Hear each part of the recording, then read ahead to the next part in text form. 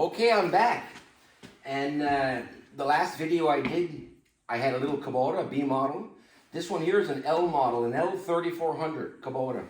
I think it's a 2008 and very good shape. There's like 400 hours on this tractor.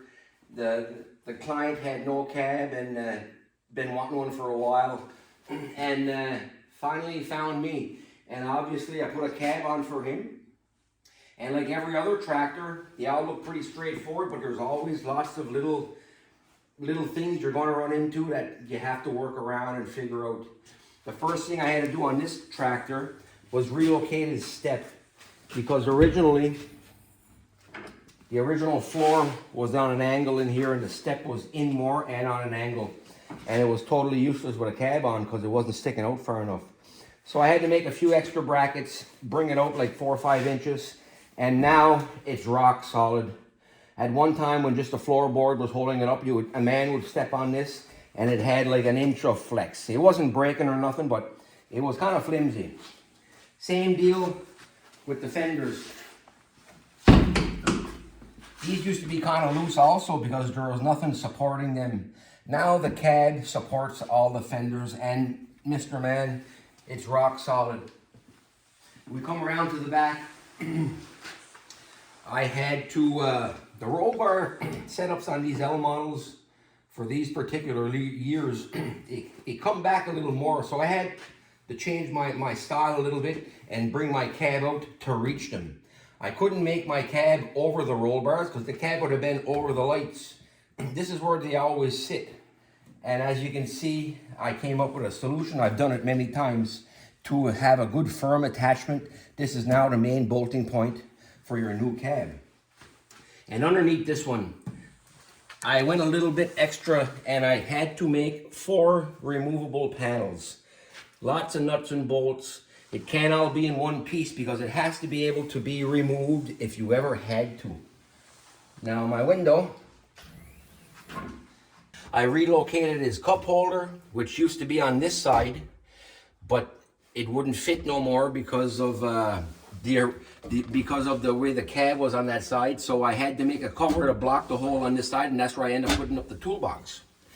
The next thing I had to do on this one was extend these hydraulic valves, because when there was no cab, the guy used to plug his snowblower in and it was fine and dandy, but when now there's a cab involved, he could not plug in the blower. So I extended them, made them come through the cab like it should be, and this is what we ended up with, a real nice clean look. And now it's part of the cab, and if you wanted to remove your cab, you simply have to unscrew the first coupling part and that cab will lift right off. But that's how it had to be done, and I think it turned out great. I also started changing the way I do my back windows and my lock setup. The way I had it before, the lock setup was on the window frame, and it was okay, but whenever you would close the window, the lock would always kind of bang into the frame here, which was not a big deal, but it's something that I knew could have been a little bit better. And for the last couple of cabs I've done, I've been using this method. Now when I close my window, you know, there's no banging and rattling of the little lock. Now another thing I had to do on this model was make removable panels that pass underneath the dash here. Now there's no way I could have welded pieces there like it is. They had to be removable, because if you ever wanted to remove your cab, it will not lift straight up if that piece was welded underneath the dash. Same on this side. There's one removable panel on that side which had to fit all the clutch lever, brake lever and all that. Same on this side. This side there was actually 2 pieces. And I took the time for this gentleman and I redid his whole floor, which was kind of rusty, crusty and scratched up. And that wasn't a big deal, but now it looks all fresh and brand new. And I was even able to give him a small window on this side.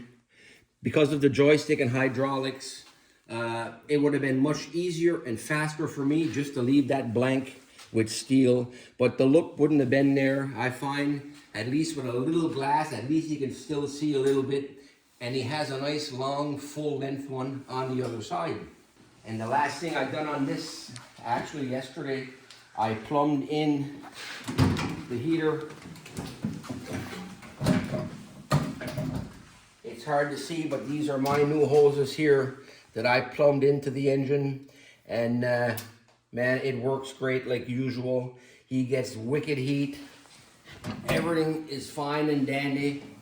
And there will be no more 20 below zero blowing his yard with a skidoo helmet on. But the interior is like all the rest. Dome light, front lights, back lights, wiper, back wiper, and heater. Circulation fan back here, 2 speeds. All the bells and whistles. My next one I'm doing, I believe the guy may want a rear view camera. So I'm going to let him decide if he wants it or not.